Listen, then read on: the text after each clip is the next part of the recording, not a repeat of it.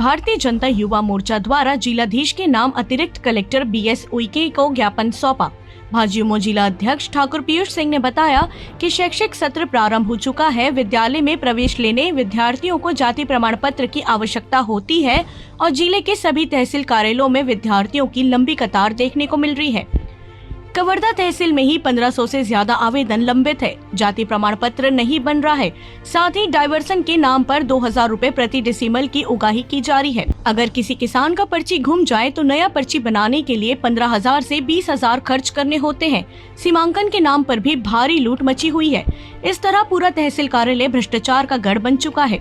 भाजयुमो ने चेतावनी देते हुए कहा कि 7 दिवस के भीतर इन सभी समस्याओं का निराकरण हो जाना चाहिए, अन्यथा उग्र आंदोलन किया जाएगा। ज्ञापन सौंपने के लिए जिला मंत्री सौरभ सिंह, अरविंद वर्मा, अजय ठाकुर, मुकेश सेन, रमाकांत चंद्रवंशी, नीलेश चंद्रवंशी, नीलकमल धलवारकर, तोप सिंह धुर्वे आदि कार्यकर्ता मौजूद थी। कबीरधाम से डॉक्टर मिर्जा की रिपोर्ट।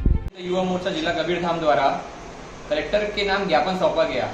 हमने 3 सूत्री मांग किया है। पहला मांग आप देख रहे हैं कि जैसे शैक्षणिक सत्र प्रारंभ हो चुका है और विद्यार्थियों को जाति प्रमाण पत्र बनवाना अनिवार्य है, लेकिन आज कबीरधाम जिला के अंतर्गत सभी तहसीलों में विद्यार्थियों की लंबी कतार लगी हुई है।